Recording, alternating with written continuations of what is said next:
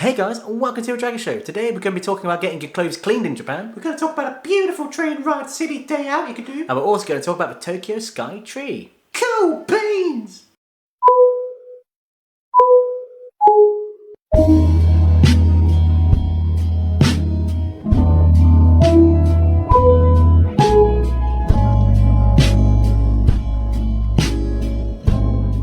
Yeah, so if you remember from last time, we actually woke up pretty late yesterday, day 2 or day 3 of a trip. So we decided, look, we're going to get up early, we're going to enjoy it, and I gave myself a job to do. I was going to clean my clothes. Whoa! That's what I call money laundering. It wasn't money laundering, Draggy. And on our beautiful walk to the laundrette, we took these amazing photos.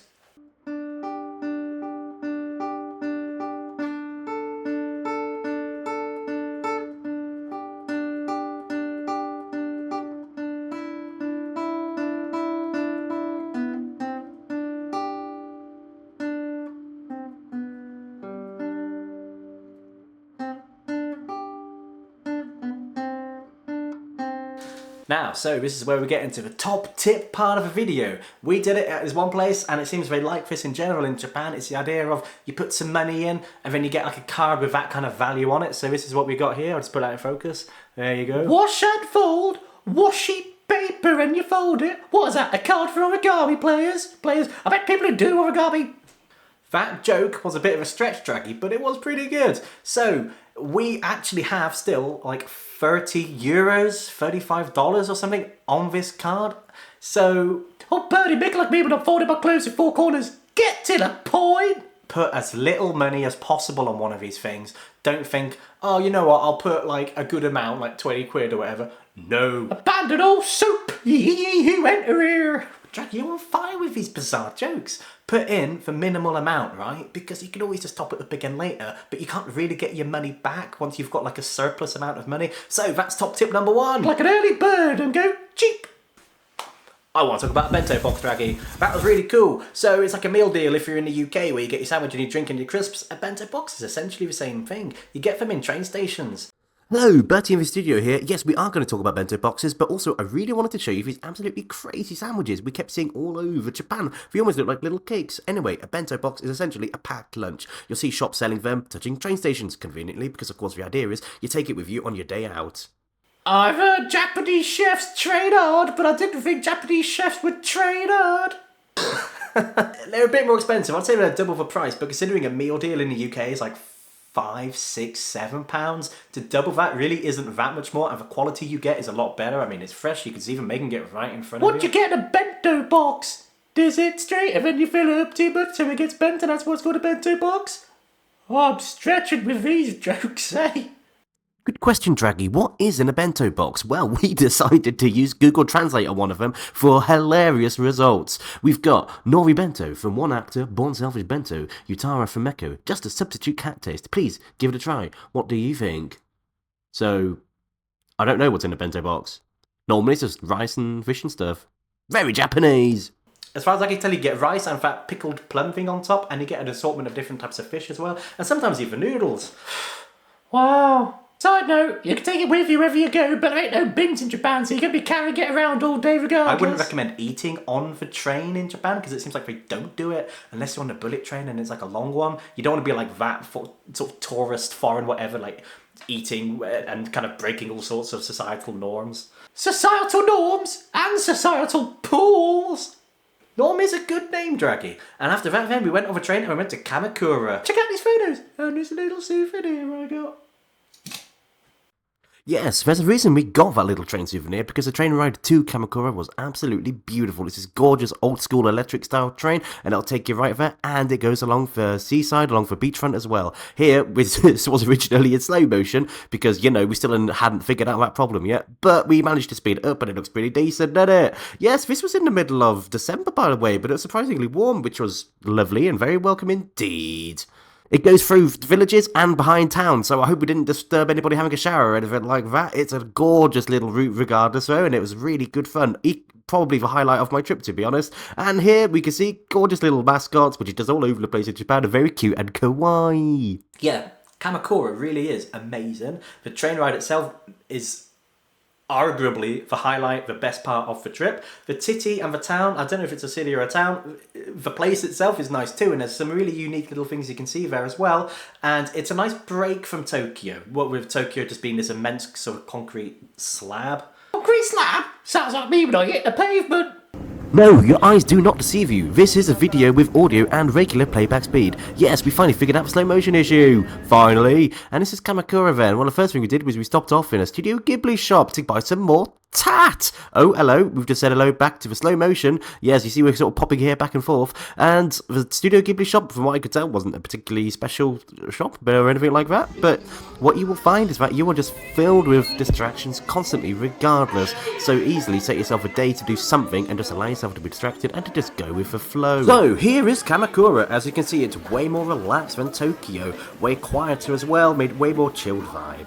Yes, very nice and calm. And as you can see, there's loads of nature encroaching on Kamakura as well, which makes for some very nice photos. Almost like Kyoto in a way. Plenty of birds. There were plenty of birds. So it had these eagles or hawks or whatever flying around, very dramatic.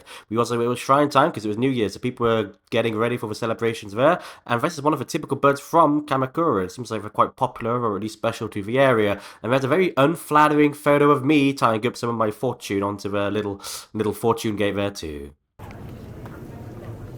But wait, Kamakura isn't just a beautiful little town, it's also got the second biggest bronze statue of a Buddha in all of Japan. Yes, ladies and gentlemen, you're looking at it now. This is somewhat of a spectacle in the local area, and it's definitely worth having a little look there as well. There's a slight little entrance fee, you had to pay like 1,000 yen to get through, which is about £6, and you get access to this temple there as well. Now, a little top tip then, if you're taking a photo of something which is pretty static and otherwise, for lack of a better word, boring, or at least it's not a very engaging photo, you could, if you wanted, increase the shutter speed, or shall I say decrease the shutter speed, so that it is actually quite slow. That way you get the nice movement there with the clouds in the background. It creates a nice sense of motion, which I think personally makes this statue of a Buddha much more interesting as well. So that's a little bonus top tip for you there.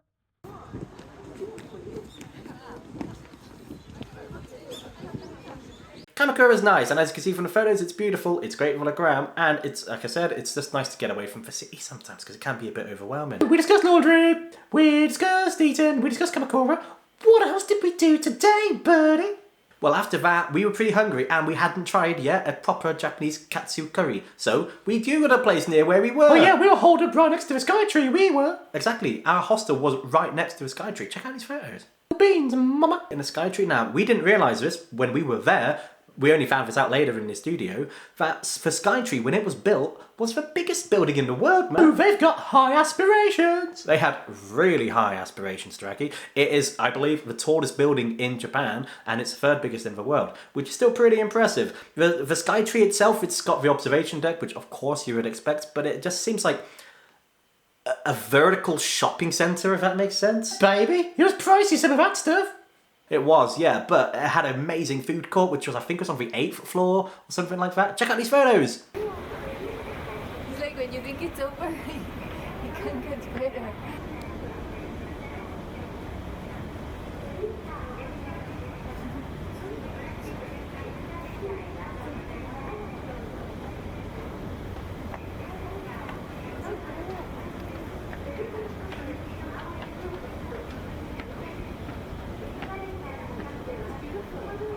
Oh, that's the Tokyo Skytree then. It really is worth just going in the night time to see the beautiful light displays. We didn't go up to the top, but I don't think you'd want to go up to the top anyway, really. You don't want to go just because it's one of the highest buildings in the world. That's not where the charm lies. It, as you just saw, it is these beautiful light displays you get, how we integrate the stairs into the tower, and everything just comes together as a very nice whole. Definitely recommend having a nice little walk around here at night time, as you see these nice people here doing. Hey, that's food for thought. Whoa, Draggy, that was a bit of a stretch, but again, you're on fire with these jokes. Who am I to stop you? Right, no stopping me, man. Check out the Skytree model we got to. Wow, what a lovely clean desk. It really pops out. We got in a bit of trouble because it seems it's quite customary to give you rice and miso soup on the side with your food.